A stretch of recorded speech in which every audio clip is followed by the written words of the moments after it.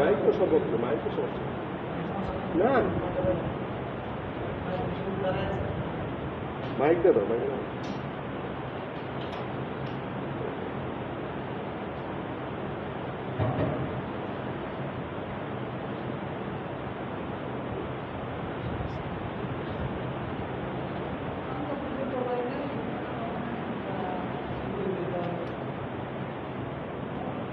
এমনিতেও কিছু হবে না, সামনে দেখতে গেলে আসার ছবি টবি নিতেছে, আল্লাহ করে গেছে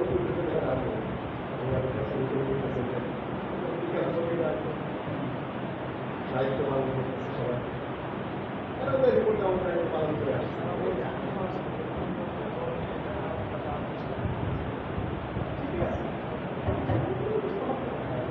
আমাদের বিক্রি হয়ে গেছে, তারপর আমাদের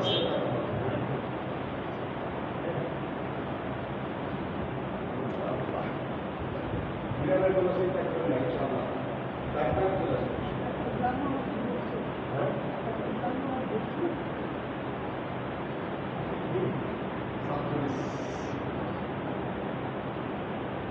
ওই যান মরা পড়া আরে ঘুরে ঘুরে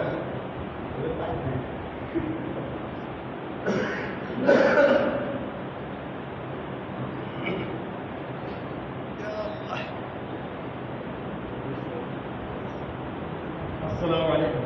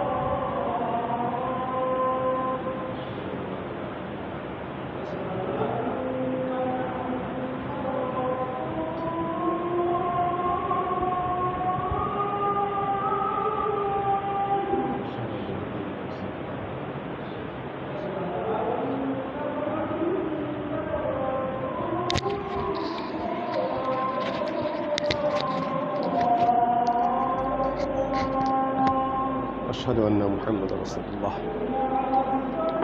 আধা গ্লাস পানি দাও।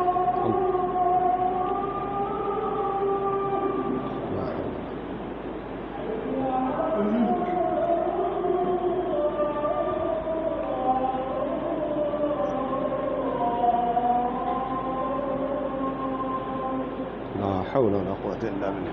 রেডি থাকে, আমরা কাউকে ডাকবো না। হ্যাঁ, বাকি তোমার জন্য রেডি থাকে। খবর দেন কোনো কেউ যদি আমার আইসা পরে মেহমান কেমন।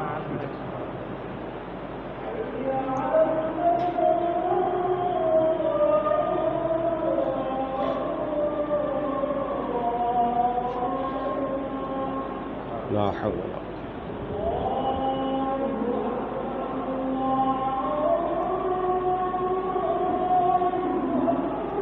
الله أكبر الله.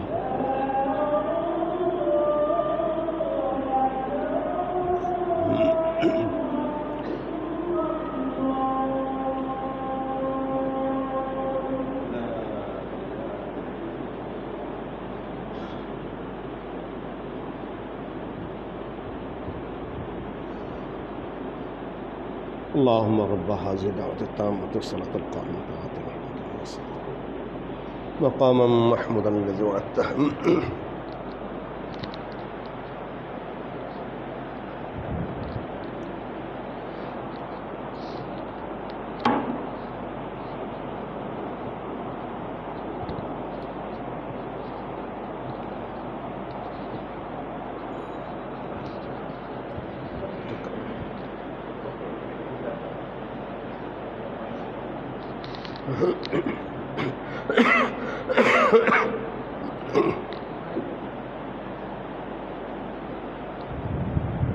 আরেকটু চাকা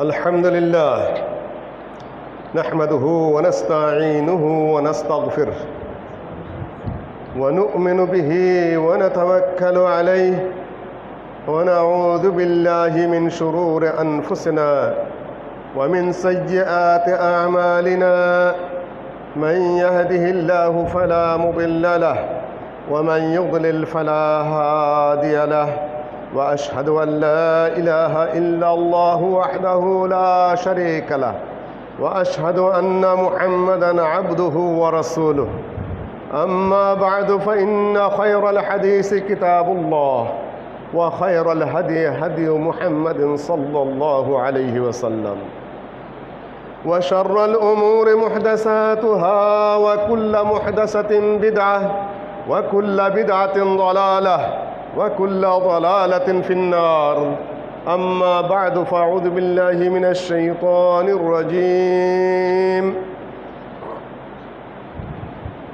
أفأمن أهل القرى أن يأتيهم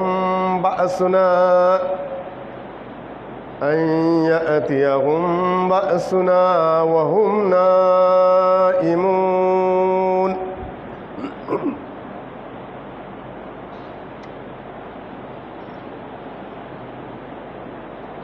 রাজধানীর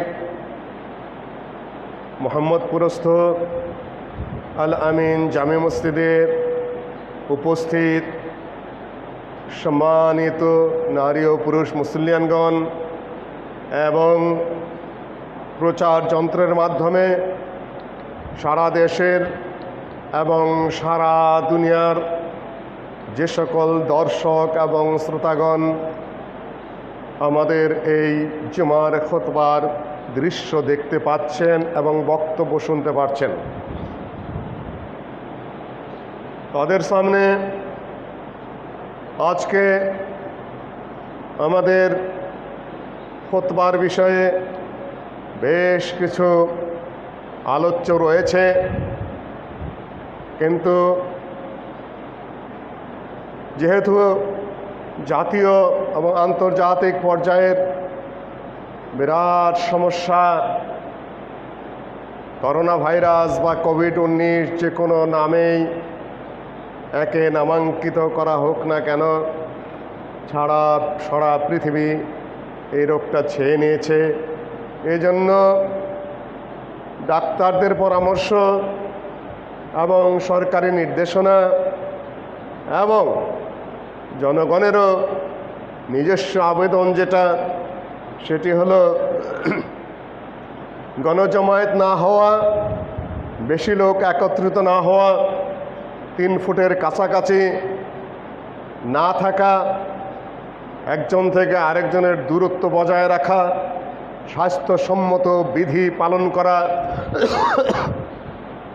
যতটা সম্ভব হাত এবং ধৌত করার যে সকল অঙ্গ প্রত্যঙ্গ আছে তা বেশি বেশি ধৌত করা, একজনের সাথে আরেকজনে মুসাফাহা না করা ইত্যাদি ইত্যাদি বহু ধরনের স্বাস্থ্যসম্মত বিধান ডাক্তার সাহেবরাও ঘোষণা করেছেন।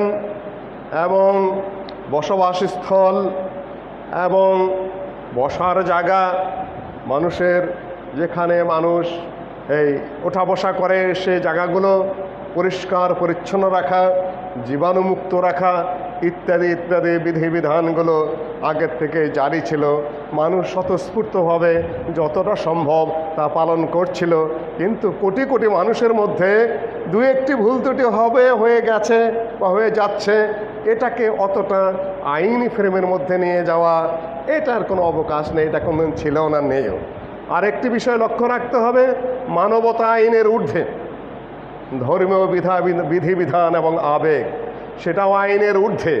কেউ ধর্মীয় আবেগের কারণে সীমা লঙ্ঘন করছেন না, খুব একটা সামান্য হয়ে গেলেই সেখানে চড়াও হতে হবে, এমন কোনো বিধিবিধান পৃথিবীর কোথাও নাই। এবং আলহামদুলিল্লাহ দেশের মানুষ যথাসাধ্য আইন মেনে চলছে।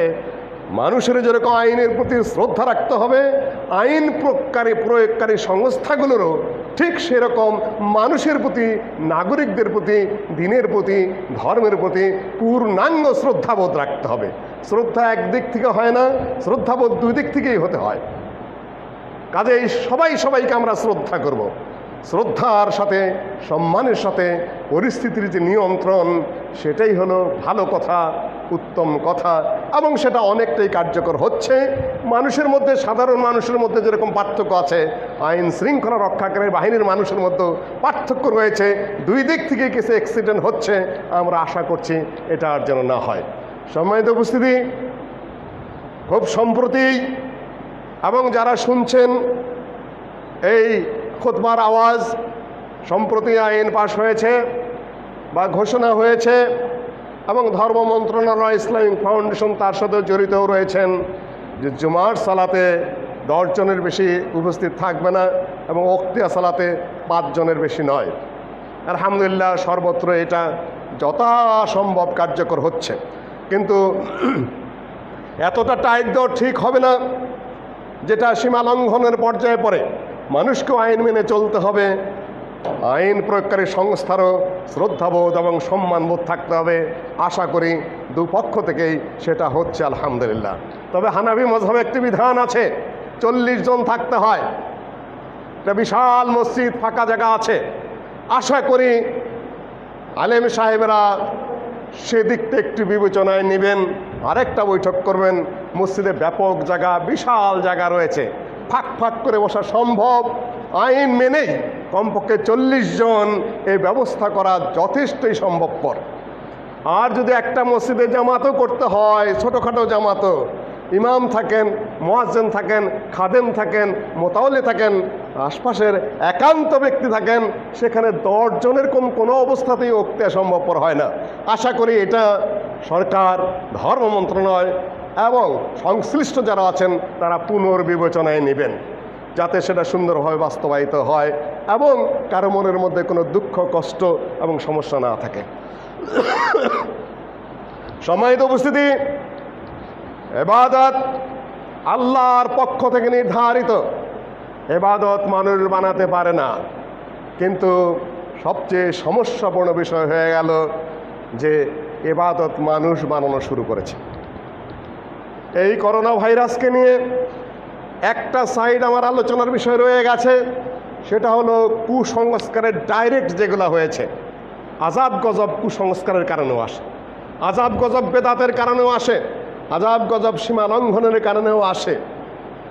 গত 2 জুমার আগের বৃহস্পতিবার নোয়াখালীতে এবং ফেনীতে বৃহস্পতিবার 10:30টার সময় ইমাম সাহেবেরা এবং এলাকার কিছু ধর্মীয় লোকজন, যাদেরকে নিজেরা ধর্মীয় লোক মনে করেন, তারা ঘোষণা দিলেন যে সকল জায়গায় যে যেখানে আছে সেখান থেকে আজান হবে। আজান তো হয় সালাতের জন্য, আজান তো হয় সন্তান প্রসব হলে। আপনারা কি উপলক্ষে আজান দিলেন? ওনারা বলছেন রেজভী সাহেবের কোন কিতাবে নাকি আছে যে বিপদ আপদ গজব হলে আজান দিতে হয়। রেজভী সাহেব হোক আর মুসলিউদ্দিনই হোক আর দুনিয়ার যে কোনো আলেম ফাজলের নাম ধরেই হোক বা ধর্মীয় নেতা হোক, তারা কি শরীয়ত বানাতে পারে? তারা দিন বানাতে পারে? তারা কোনো ইবাদত বানাতে পারে? তারা কোনো নিয়ম বানাতে পারে? 10:30টার সময় কোন ওয়াক্তের আজান দিলেন? 10:30টার সময় নোয়াখালী আর ফেনীতে কয় ডজন বাচ্চা জন্মগ্রহণ করেছে, কি উপলক্ষে আজান দিলেন? কোন এক ব্যক্তির কিতাবে আছে তিনি আল্লাহ, নাউজুবিল্লাহ মিন যালিক, তিনি কি রাসূল? নাউজুবিল্লাহ মিন যালিক। এই যে আজান দিতে হবে বিপদ আপদ আসলে বা করোনা ভাইরাস আসলে, এর দলিল আপনারা কোথায় পেলেন? গত রাত্রে বিভিন্ন মসজিদে খুতবা হলো, আলোচনা হলো। আজকে খুতবা হবে কিনা জানি না, খুতবা আপনাদের দিতেই হবে, আজান দিতেই হবে, মসজিদ বিরান করা যাবে না। সরকারকে ধন্যবাদ যে মৌলিক বিষয়টা ঠিক রেখেছেন, আজান হতেই হবে এবং খুতবা হতেই হবে, জামাত যে কোনোভাবে হতেই হবে, মসজিদ বিরান করা যাবে না, না হলে পুরা উম্মত গুনাহগার হবে, এলাকার পুরা লোকজন গুনাহগার হবে, পাপী হয়ে যাবে। মুসলিম বিশ্ব তাদের নেতৃত্ব হারিয়েছে তাদের দুর্বলতার কারণে। মধ্যপ্রাচ্যের কোনো কোনো মসজিদ নিজেরাই বন্ধ করে দিয়েছেন। এখান থেকেই ফুটে ওঠে তারা মুসলিম বিশ্ব কেন, পৃথিবীর নেতৃত্ব কেন হারিয়েছেন। এতই প্রাণের ভয়, এতই আতঙ্ক আপনাদের যে মুসলিম বিশ্ব মনে করে যে আরবেরা আমাদের প্রতিনিধি। আপনারা আগেই মসজিদ বন্ধ করে কোনো কোনো জায়গায় আজান একামত বন্ধ করে দিয়েছেন কোনো কোনো দেশ। এই জন্য নেতৃত্ব হারিয়েছেন। আপনারা ভীরু, আপনারা ভীতু, আপনারা দায়িত্বজ্ঞানহীন, আপনারা কাণ্ড জ্ঞান সম্পন্ন। শরীয়তের বিধিবিধান আজান দিয়ে কয়েকজন মিলে জুমা জামাত বাঁচিয়ে রাখলে আপনাদের কি সমস্যা হতো? এই জন্য নেতৃত্ব চলে গেল তুর্কিস্তানে। কয়েকশো বছর তারা শাসন করেছে, 1 কোটি বর্গমাইল শাসন করেছিল। নেতৃত্ব যদি আল্লাহ করে বাংলাদেশে হয়তো মুসলিম বিশ্বের নেতৃত্ব দিতে পারে, কেন এখনো পর্যন্ত তারা ধর্মীয় নীতিগুলার মৌলিকতা ঠিক রেখেছে। সৌদি আরবও ঠিক রেখেছে আলহামদুলিল্লাহ, সেখানে তাদের আকীদা আমল শিক্ষা দীক্ষা অনেক ঊর্ধ্বে রয়েছে, কাজেই তারা মোটামুটি নেতৃত্ব দিতে পেরেছেন। কিন্তু এত ভীরুতা যদি হয়, এত ভীত সন্ত্রস্ততা যদি হয়, আগেই যদি দরজা তালা লাগিয়ে দেওয়া হয় বাংলাদেশের আগে, ভারতের আগে, পাকিস্তানের আগে, তো এটা গ্রহণযোগ্য নয়। এটা সারা বিশ্বের কাছে আমরা বলে দিতে চাই, এটা গ্রহণযোগ্য নয়। যতটুকু অবকাশ আছে অতটুকু তো আপনারা করবেন, তারপরে যা হয় তা হবে। দলিলে রয়েছে আলা সাল্লুফুর রেহাল, তোমরা তোমাদের ঘরে সালাত আদায় করো, করতেই পারেন, কিন্তু যারা আসবেন তাদের জন্য দরজা আগেই বন্ধ করে রাখবেন। এটা রাইট না, এটা শরীয়তের বিধিবিধান নয়। সম্মানিত উপস্থিতি, আজান দেবেন মসজিদে, আজান ঘরে কেন? শুনলাম যারা যারা আজান না দিয়েছে তারা তাদের উপর আবার চড়াও হয়েছেন, মানে বেদাত করার জন্য তারা সম্মিলিতভাবে ঘরে ঘরে আক্রমণ চালিয়েছেন। অথচ মসজিদ থেকে দোয়াগুলো পড়ে দিলে পারতেন। সকল মসজিদ থেকে একটা দোয়া শোনা যায় না যে তোমরা 3 বার কুল হুয়াল্লাহু আহাদ পড়ো, তোমরা 3 বার কুল আউযু বিরাব্বিন নাস পড়ো, তোমরা 3 বার কুল আউযু বিরাব্বিল ফালাক পড়ো, যেটা আল্লাহর নবী পড়তে বলেছেন। জানিয়ে দিলেই হয় মাইক দিয়ে আপনারা এটা পড়ুন নিজেরা। কোনো মসজিদ থেকে আওয়াজ আসতেছে না। আমি কান পেতে থাকি যে সুন্নত কথাটা ইমাম সাহেবেরা, আলিম সাহেবেরা জানিয়ে দিচ্ছেন কিনা। কোনো মসজিদ থেকে এই দোয়া আসতেছে না। ওসমান রাদিয়াল্লাহু তাআলা আনহু থেকে পরিণত যে বিপদ আপদ মুসিবত যদি আসে, বালা আসে, তাহলে 3 বার এই দোয়াটা পড়তে হয়। যে 3 বার এই দোয়াটা পড়তে হয়। দোয়াটা হলো, ওসমান রাদিয়াল্লাহু তাআলা আনহু বলেন, নবী সাল্লাল্লাহু আলাইহি সাল্লাম বলেছেন, বিসমিল্লাহিল্লাযী লা ইয়াদুররু মা ইসমিহি শাইউন ফিল আরদি ওয়ালা ফিস সামা ওয়া হুয়াস সামিউল আলিম। 3 বার এই দোয়াটা পড়ার কথা আছে। আল্লাহুম্মা ইন্নী আউযু বিকা মিনাল বারাসি ওয়াল জুনুনি ওয়াল জুদামি ওয়াস সাইয়্যিল আসকাম। আরও কত দোয়া আছে, আউযু বিকালিমাতিল্লাহি তাম্মাতি মিন শাররি মা খালাক। এর আগের দোয়া জুমায় কিছু আলোচনা করেছিলাম, কিন্তু মসজিদগুলা নীরব। আজান দিতে বলছে, সুন্নত দোয়া যা তা পড়তে বলছে না, কেননা হুজুররা ওই তালেই নাই। অথচ কালকে রাত্রে মসজিদে ওয়াজ মাহফিল, ঠিকই হুজুররা যে উপস্থিত হয়েছেন, সেখানে গিয়ে ঠিকই ওয়াজ শুরু করে দিয়েছেন। যেহেতু বেদাত এত মিষ্টি, বেদাত এত মহব্বতের, বেদাত এত সুখের এক শ্রেণীর হুজুরদের জন্য, কেননা ওই দিয়েই তারা বেঁচে থাকেন। ওটা যে নিজেদের আবিষ্কার। রাসূলুল্লাহ সাল্লাল্লাহু আলাইহি সাল্লাম যে বিধান দিয়েছেন সেটা তাদের ভালো লাগে না। যুগ যুগ ধরে নিজেদের আবিষ্কার যেটা, সেটাই তাদের ভালো লাগে। কি ওয়াজ করছেন? তবে ওয়াজ অনেক সংশোধন হয়েছে আলহামদুলিল্লাহ, অনেক জায়গায় কিছুটা সংশোধন করেছেন, এই জন্যই আপনাদেরকে ধন্যবাদ। আগে যেভাবে বলতেন যে সারা রাত প্রতি রাকাতে 1000 রাকাত পড়তে হবে না কয়শো রাকাত পড়তে হবে, তা তো আমাদের ভালো করে জানাও নেই। প্রতি রাকাতে 10 বার কুল হুয়াল্লাহু আহাদ পড়তে হবে, যাতে আলফিয়া সালাত পড়তে হবে, সালাতুর রাগায়েব পড়তে হবে। গাজালি কোন যুগে বলে গেলেন, আর কুতুল কুলুবের মধ্যে কখন মাক্কি বলে গেলেন, সেই হিসাবে এটা কিন্তু খুব প্রচলন ছিল। সন্ধ্যার সময় গোসল করতে হবে, যত ঠান্ডাই থাক না কেন, মাথার চুল দেয়া আস্তে আস্তে টপ টপ করে ফোঁটা ফোঁটা পানি পড়বে, আর গুনাহ নাকি ঝরে যাবে। আর রাত্রে একেবারে প্রতি রাকাতে 10 বার করে কুল হুয়াল্লাহু আহাদ পড়ে আলফিয়া পড়তে হবে। এইটা ছড়িয়ে দিতেন। রাত্রে কবর জিয়ারত করতে হবে, এই রাত্রে কবরবাসীর গুনাহ মাফ হয়, তারপরে কবরে কবরে তারা ঘুরতেন। এই সকল ওয়াজ চলতো এক সময়, মানুষ এই সকল আমলও করত। এখন অনেকটা কমেছে। এখনকার ওয়াজে শুনতেছি আপনারা মেহেরবানি করে এগুলা করবেন না, এগুলা শরীয়তে নাই। আমরা বলি যে কিছু কিছু করে অভ্যাস করুন। ভিক্ষুক এসেছে দ্বারে, রাগের চোটে দিয়েছে ছাই, মাগো ছাই দিয়ে অভ্যাস করেন, এরপরে চাউলও আসবে ইনশাআল্লাহ। একটু একটু করে তো বাদ দিচ্ছেন, আশা করি বাকিটুকুর সংশোধনও আপনাদের মাধ্যমে হয়ে যাবে। কিন্তু লেজুর যেটা জোড়া দিচ্ছেন, হাদিসের মধ্যেও থাকতে আসতে চাচ্ছেন, নিজেদেরটুকু আবার ছাড়তে চাচ্ছেন না। যা আমি অবজার্ভ করছি সেটি হলো, এখন এই পর্যন্ত নেমেছেন অনেকেই, সেটা হলো যে হাদিস, একটা হাদিস সহি আছে, একটা হাদিস সহি আছে, সেটা হলো আল্লাহ ওয়াহদাহু লা শারীকা লাহু, এই রজনীতে অর্থাৎ শাবান মাসের 14 দিনগত রাত্রি, যেটা ইসলামী শরীয়তে রাত আগে আসে, 14 তারিখ গিয়ে রাত যখন আসলো তখন 15 তারিখ পড়ে গেল, লাইলাতুন নিসফি মিন শাবান হয়ে গেল। ওই রাত্রিতে আল্লাহ পাক শেষ রাত্রিতে নেমে আসেন। কিংবা অন্যান্য বর্ণনা এসেছে এই রাত্রিতে আল্লাহ পাক সবাইকে ক্ষমা করে দেন, কিন্তু মুশরিককে ছাড়া এবং হিংসুককে ছাড়া। আরও কোনো কোনো রাওয়ায়াতে এসেছে আত্মহত্যাকারী ছাড়া, 3 ব্যক্তি। এই রাওয়ায়াতটা বিভিন্ন কিছু ঘুরে ফিরে হাসান লে গায়রিহি হয়, কোনোটা মুসনাদ আছেন একটু জয়ীফ, কোনোটা মুরসাল আছে মুরসাল সাহি, সব মিলে এইটা মোটামুটিভাবে গ্রহণযোগ্য। কিন্তু এর মধ্যে কোনো আমলের কথা নেই।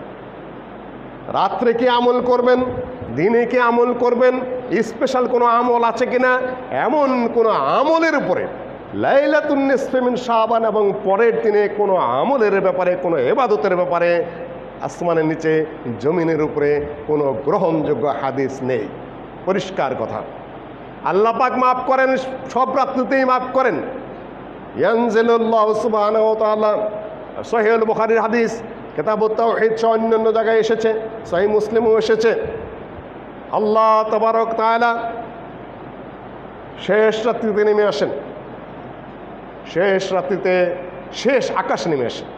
হিন ইয়াবকা আসুলুসাল লাইল আখির, প্রত্যেক রাত্রের যখন 3 ভাগের 1 ভাগ অবশিষ্ট থাকে, তখন ইয়ানজিলুল্লাহু তাবারক তাআলা ইলা সামাই দুনিয়া হিন ইয়াবকা আসুলুসাল লাইল আখির, রাত্রের 3 ভাগের 1 ভাগ যখন অবশিষ্ট থাকে, ওই সময় আল্লাহ পাক প্রত্যেক রাত্রিতেই নেমে আসেন শেষ আকাশে। তারপরে ডাকতে থাকেন, কে গুনাহ মাফ চাও, আমি গুনাহ মাফ করে দেব। কার রেজেকের সমস্যা আছে, রেজেক চাও, আমি রেজেক দিয়ে দেব। কে অসুস্থ আছো, অসুস্থতাতে মুক্তি চাও, আমি মুক্তি দিয়ে দেব। যারা করোনা ভাইরাস ও অন্যান্য রোগে আক্রান্ত হয়েছেন, তারা তো ওষুধ খাচ্ছেন, যাই খান না না খান, কত সতর্কতা অবলম্বন করছেন। রাত্রের 3 ভাগের 1 ভাগে উঠুন, তখন আল্লাহর কাছে চান, আল্লাহ তুমি এটাতে মুক্তি দাও, তুমি পাঠিয়েছ, তুমি মুক্তি দেওয়ার মালিক। রুগীরা কি তা করছেন? রুগীদের কাছে কি সে বার্তা যাচ্ছে? সতর্কতার বার্তা যত যাচ্ছে, চিকিৎসার বার্তা যত যাচ্ছে, পরিচ্ছন্নতার বার্তা যত যাচ্ছে, একটা দিনই কথা কোন জায়গা থেকে যাচ্ছে, শরীয়তের কথা কোন জায়গা থেকে যাচ্ছে? যাচ্ছে না তো। এখন তারা যারা যোগ করছেন, যেহেতু এখানে আছে আল্লাহ পাক মাফ করে দেন, সুতরাং রাত্রে ইবাদত করবেন। রাত্রে ইবাদতের কথা বলা হয়নি, আল্লাহ পাক মাফ করবেন, তিনি মাফ করবেন। আপনাকে আলাদা কোনো ইবাদতের বিধান দেওয়া হয়নি। এখন আবার এর সাথে যোগ করছেন যে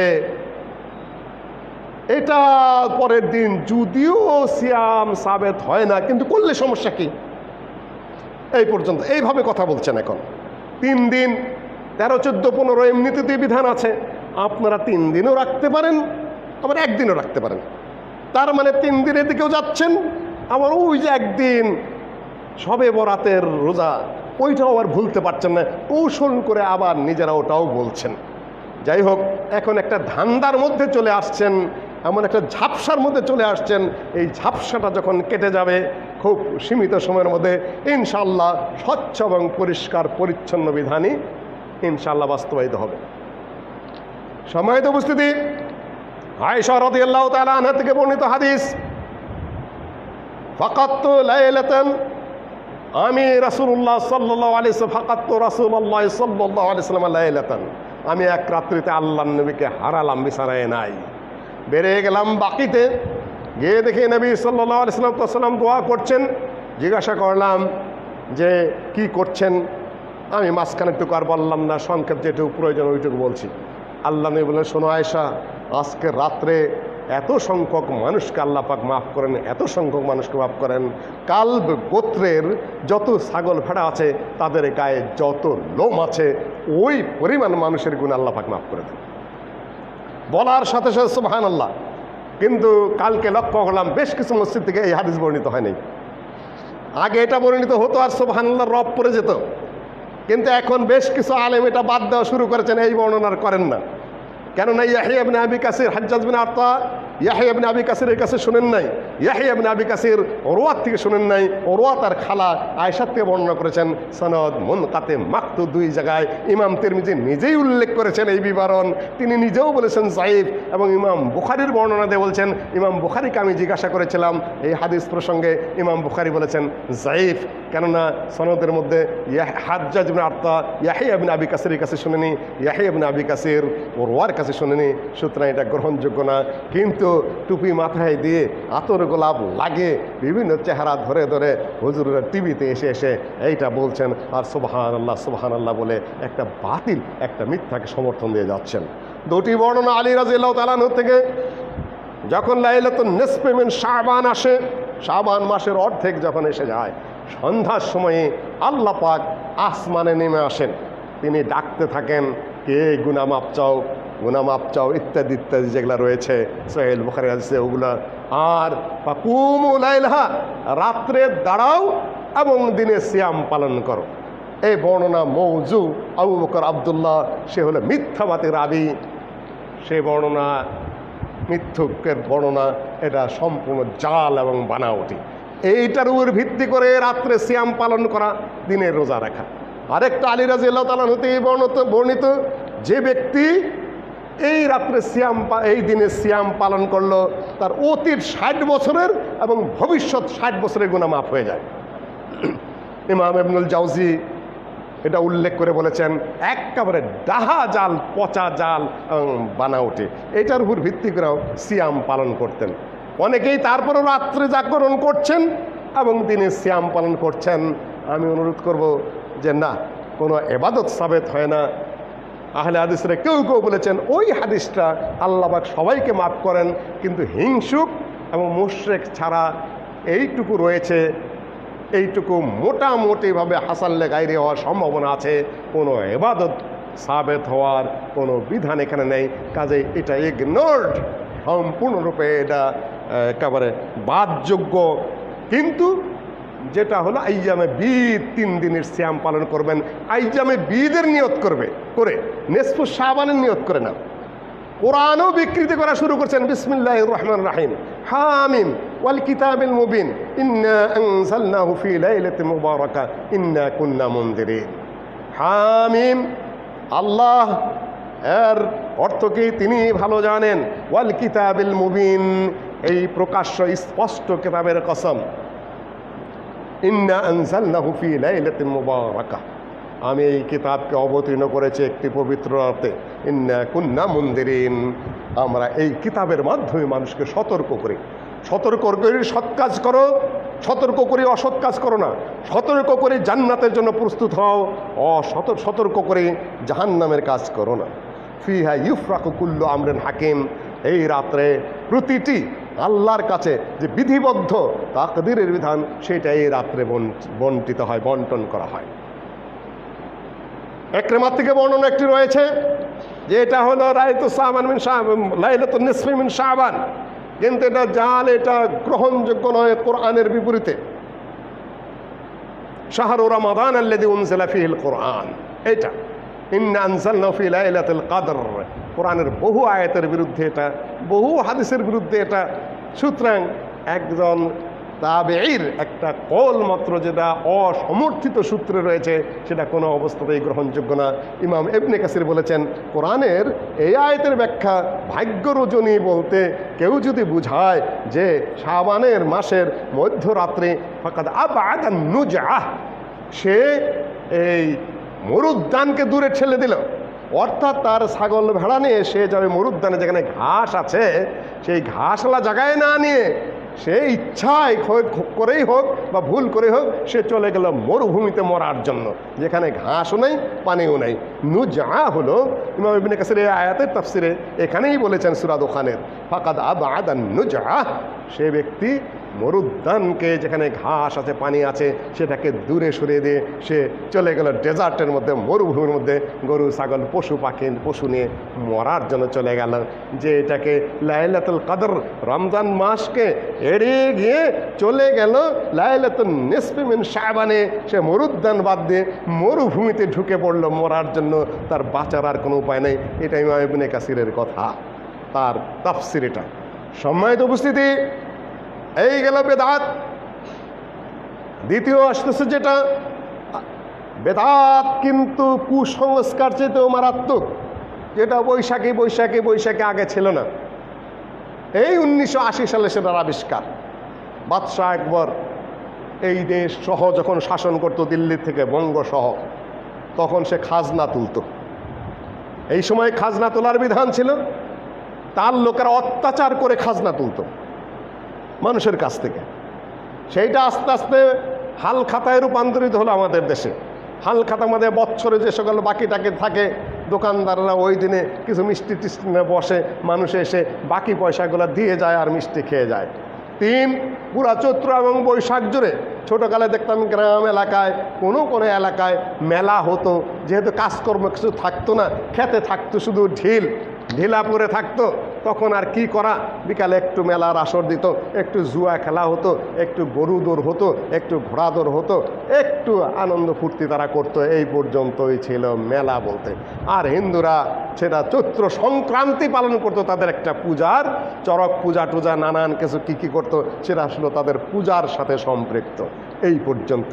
এখন সারা বাংলাদেশ বৈশাখ জ্যৈষ্ঠ মাস সম্পূর্ণরূপে ফসলে ভরা, খেতে কাদা পানি, খেতে ফসল। কিসের বৈশাখী? আপনারা শহরের কয়জন ফুর্তি করেন, আনন্দ করেন? আপনাদের এখানে আয় আছে, ছাত্ররা বাপের খায় আর জঙ্গলে লাদায়, তারা তো নিজেদের উপার্জন করতে হয় না, কেউ কেউ কষ্ট করে উপার্জন করে। শহরের মধ্যে আপনারা বৈশাখী খুব চালিয়ে দিয়েছেন, কিন্তু গ্রাম এলাকায় বৈশাখী নেই, করবে কোথায়? সকল ক্ষেত ফসলে ভরা। সম্মানিত উপস্থিতি, 1979 সালে বাঙালির নতুন অনুষ্ঠান আসলো। এর আগে আর এই অত্যাচার, খাজনা তোলা, নিষ্পেষণটাকে আমরা কোনো জাতীয় দিবস হিসাবে করতে পারি? এটা বাঙালির কোনো দিনই না, এটা বাদশাহ আকবরের করা। কিন্তু সাংস্কৃতিক কর্মী আছে একদল, তাদের কাজই হলো এগুলা। বেদাতিদের কাজ হলো বেদাত বানানো, সাংস্কৃতিক কর্মীদের কাজ হলো ফালতু ভুয়া একটা কিছু বানায় সমাজে ছড়ানো। এই দুইটা একই জাত, একটা করে ধর্মের নামে, আর ওনাদের একটা সংস্কৃত কর্মী একটা সাইজে বসে বসে ইবলিশ শয়তানের সাথে মিটিং করে। কি কি ফাজলামি ফাতরামি এই সমাজের বুকে চালিয়ে দেওয়া যায়। এই দুই দল একই কায়দার এবং দুই কাজ একই মাসে চলে। একদিকে শবে বরাত, আরেকদিকে বৈশাখী। আল্লাহর হাজার শুকরিয়া, এবার আল্লাহ পাক নিজেই বন্ধ করে দিয়েছেন। আর যেন এটা প্রকাশ্যে মাঠে না আসে। গত জুমায় আলোচনা করেছি, ইয়ারাউনাল মুনকারা বাইনা যাহরানিহিম, পাপাচার যদি প্রকাশ্যে হয় সেখানে আল্লাহর গজব নাজিল হয়। গোপনে কত পাপাচার ঘরে টরে হয়, ওটার জন্য আল্লাহ পাক সাধারণত গজব নাজিল করেন না, কেন ওরা বিদ্রোহ করে না, পাপও করে ভয়ও করে, ভয় করে বলেই আড়ালে করে। তাই বলে পাপ করা জায়েজ আমি তা বলছি না, ওদের কিছুটা ভয় আছে আল্লাহর। যারা প্রকাশ্যে করে, মাঠে করে, মুখর বানায়, স্লোগান দেয়, রাত দিন ব্যাপী নারী পুরুষ মিলে মাঠে গান করে, ওরা আল্লাহর বিরুদ্ধে বিদ্রোহ করে, ওরা প্রকাশ্যে পাপাচার করে, প্রকাশ্যে শয়তানি করে, প্রকাশ্যে নোংরামি করে। এটা আল্লাহ পাক বরদাস্ত করেন না। যেহেতু প্রকাশ্যে তুমি বিদ্রোহ করছো, প্রকাশ্যে তুমি পাপাচারের মহড়া দিচ্ছ, প্রকাশ্যে তুমি কিছু মনেই করছো না, তুমি অবহেলা করছো, আল্লাহ পাক এই অহংকারকে পছন্দ করেন না। সরকারের দৃষ্টি আকর্ষণ করো, যেহেতু এটা বাঙালির নিজস্ব কিছু নয়, এটা বাদশা আকবরের অত্যাচারের খাজনা তোলার বিষয়। এটা এই দেশে এইভাবে অনুষ্ঠান, জাতীয় অনুষ্ঠান ছিল না। এটা প্রকাশ্য পাপাচার, আল্লাহ রাগান্বিত হন, এটা একটা গজবের কারণ। সুতরাং আগামী বছর আশা করি এটাকে সরকারি দিবস হিসাবে যেন না চলে, এইভাবে এটাকে সংকুচিত করার যত ধরনের ব্যবস্থা সরকার গ্রহণ করবেন, না হলে আল্লাহ এখানে রাগান্বিত, আল্লাহ এখানে নারাজ। আকুলু কওলি হাযা ওয়াস্তাগফিরু লাকুম আজমাইন।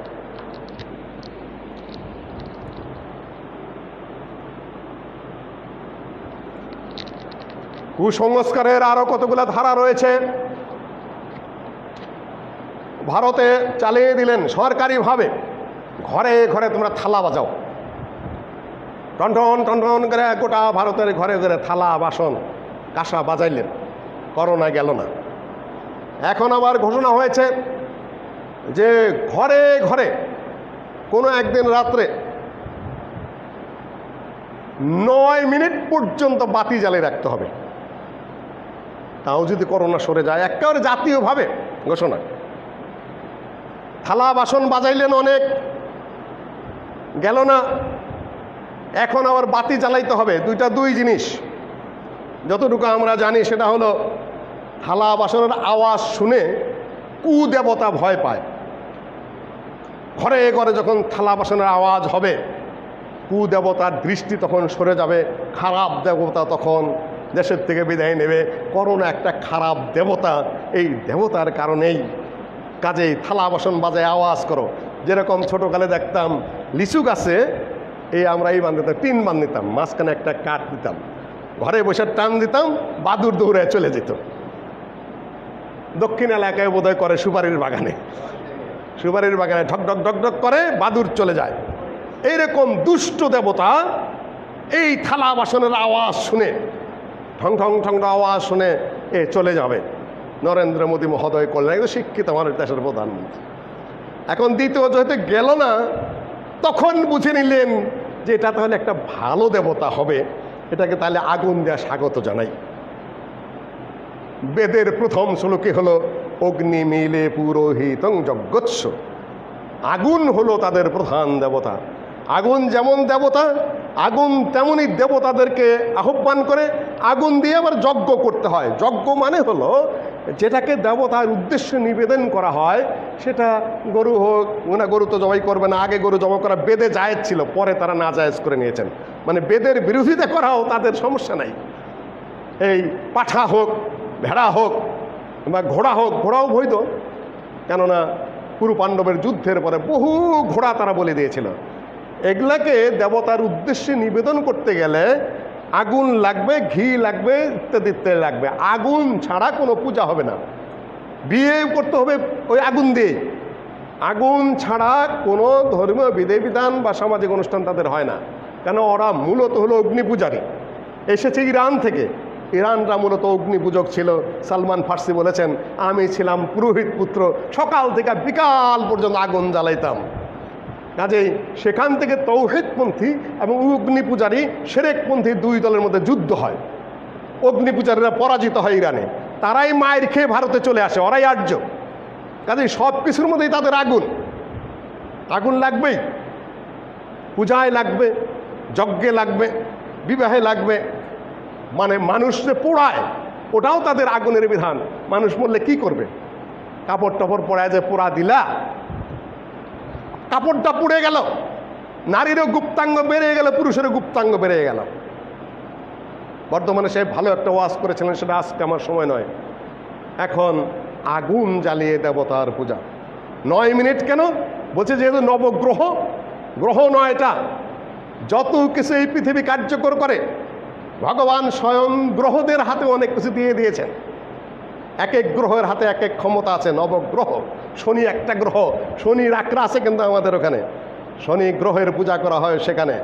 সোম একটা দেবতা তাদের, এই বুধ একটা দেবতা, বৃহস্পতি একটা দেবতা, এক একটা নাম গ্রহের জন্য দিয়ে দিয়েছে। আমরা ধারাপাতে পড়েছিলাম 9 নবগ্রহ, 9টা গ্রহ, সেগুলা হাতে ভগবান বা ঈশ্বর দায়িত্ব দিয়ে দিয়েছেন পৃথিবীর ভালো মন্ত্র নিয়ন্ত্রণের জন্য।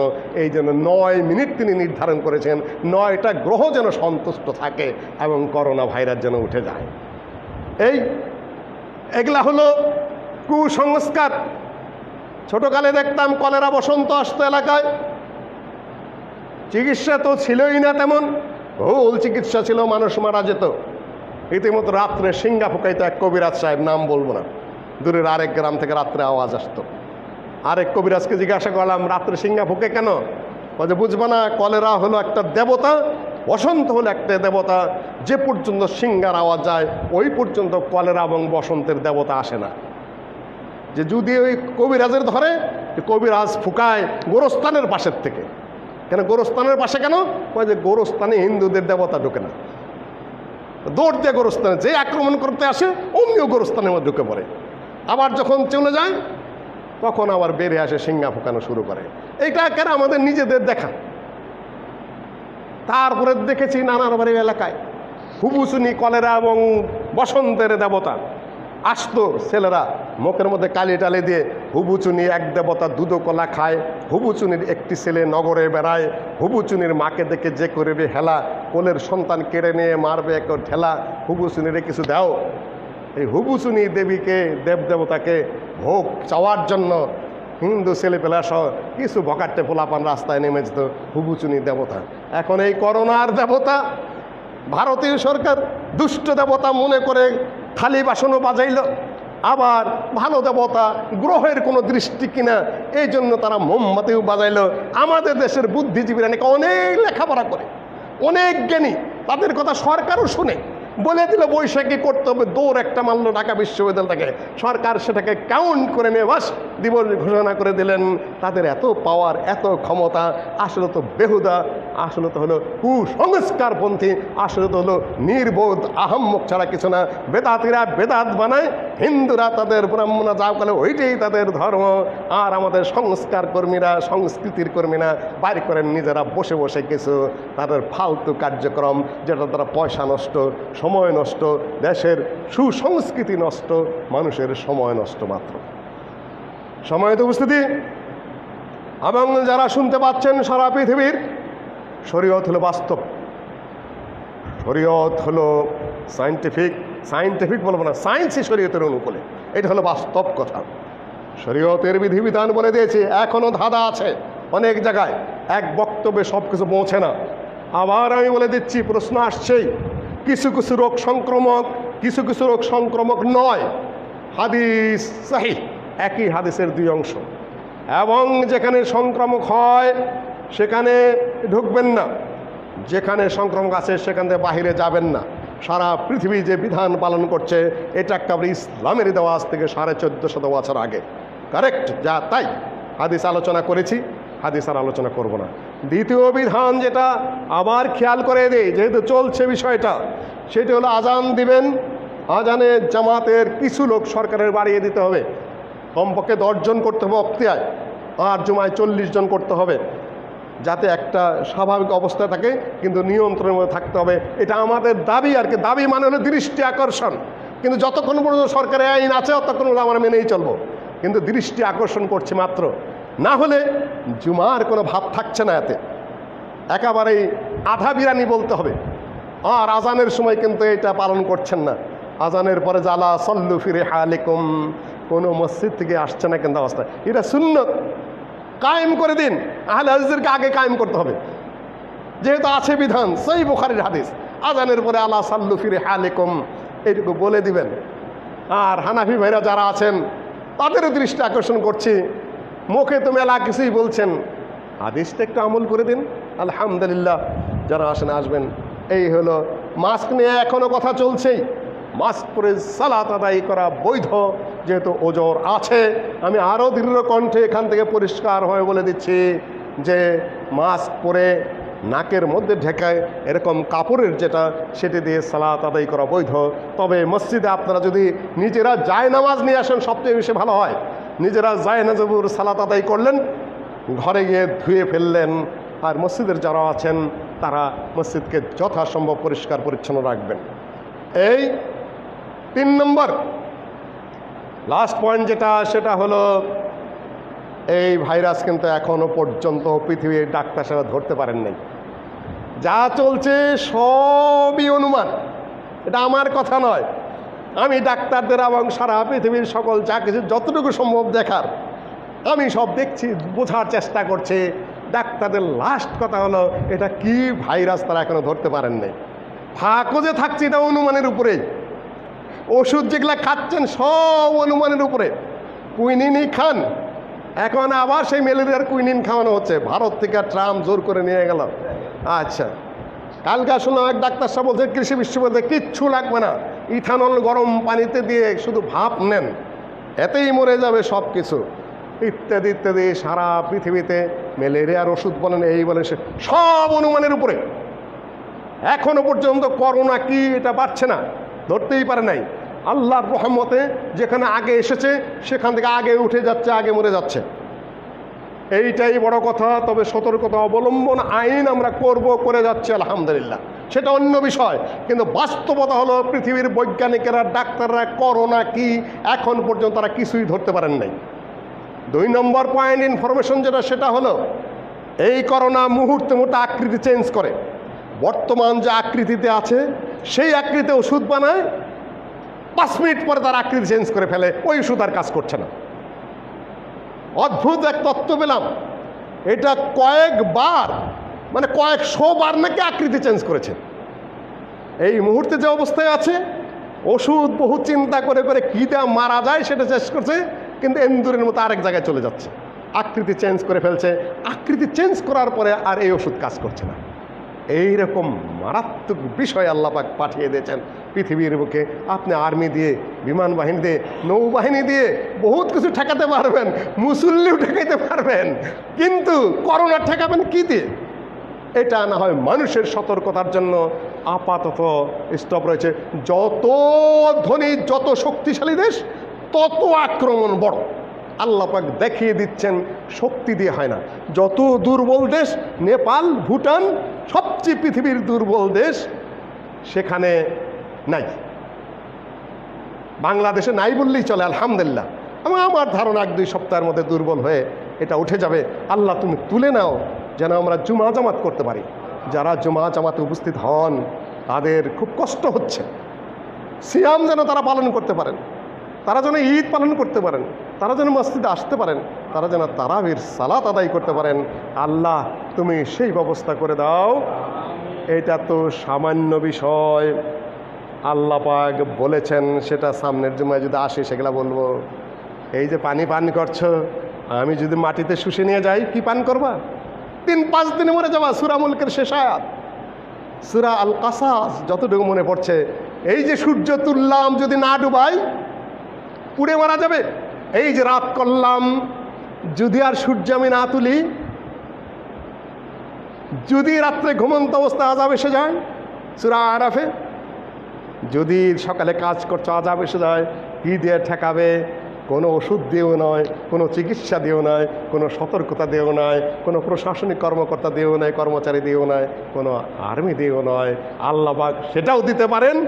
আর এই আযাবের পরে যদি মানুষ শিক্ষা না নেয়, আল্লাহ পাক সে ব্যবস্থাও করতে পারেন ইনশাআল্লাহ। আল্লাহ পাক তৌফিক দিলে পরবর্তীতে আযাব গজবের অন্য কিছু আলোচনা হবে, অন্য কিছু আলোচনা হবে। اللهم انصر من نصر دين محمد صلى الله عليه وسلم واجعلنا منهم واخذل من خذل دين محمد صلى الله عليه وسلم ولا تجعلنا منهم اللهم شتت شملهم اللهم دمر ديارهم اللهم خرب بنيانهم عباد الله رحمكم الله إن الله يأمر بالعدل والإحسان وإيتاء ذي القربى وينهى عن الفحشاء والمنكر والبغي يعظكم لعلكم تذكرون। সম্মানিত মুসল্লি, সারা দেশে যারা শুনছেন, অভাব লোক হাতছানি দিচ্ছে, তো বেশি অভাব পড়বে বলে আমার মনে হয় না, কারণ খাদ্য আছে, উৎপাদনও হয়। সরকার শুধু কৃষি ভর্তুকি বাড়িয়ে দিবেন, তাহলে ইনশাআল্লাহ কৃষকরা তাদের দায়িত্ব পালন করবেন। কেন এখন যদি কাপড় দেন টাকা দেন সে খাবে কীভাবে? খাইতে তো হবে ধান চাল, চাল খাইতে হবে, চালের উৎপাদন বাড়াতে হবে, কৃষি ঋণ দিতে হবে। যে ঋণ দিয়েছেন সেটা শুধু শিল্পপতিদের দিয়েছেন, কৃষকদের দেননি। বাজেট চেঞ্জ করতে হবে, থোক যেটা নির্ধারণ করে সেটাও চেঞ্জ করতে হবে।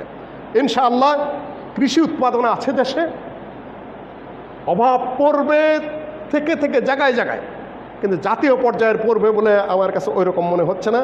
কিন্তু উপস্থিত অভাব পড়ে গেছে, ভালো ভালো মানুষেরা বেশি অভাবে পড়েছেন। সারা বিশ্বের যে পর্যন্ত এই মাইক আওয়াজ শুনতে পাচ্ছেন তারা আশা করি বাংলাদেশের মধ্যবিত্ত, নিম্ন মধ্যবিত্ত, দুর্বল মানে দরিদ্রদের জন্য আপনারা যেভাবে পারেন আপনারা কালেকশন করবেন, আপনারা জড়ো করবেন। একটা চাপ আসবে মোটামুটিভাবে ধারণা করা হচ্ছে, সেটা যেন মোকাবেলা করা সম্ভবপর হয়। আমাদের কাছেও মানুষের হাত পাতে খুব সমস্যায় পড়ে যায়। আর আপনারা এই দিকে দৃষ্টি রাখবেন যারা বাহিরে আছেন। ইবাদাল্লাহ রাহিমাকুমুল্লাহ, ইন্নাল্লাহা ইয়া'মুরু বিল 'আদলি ওয়াল ইহসানি ওয়া ইতা'i যিল কুরবা ওয়া ইয়ানহা 'আনিল ফাহশা'i ওয়াল মুনকারি ওয়াল বাগই ইয়া'iদুকুম লা'আল্লাকুম তাযাক্কারুন ওয়া লা যিকরুল্লাহি তাআলা আ'লা ওয়া আওলা ওয়া 'azza ওয়া জাল্লা ওয়া আtammu ওয়া আহাম্মু আকবার।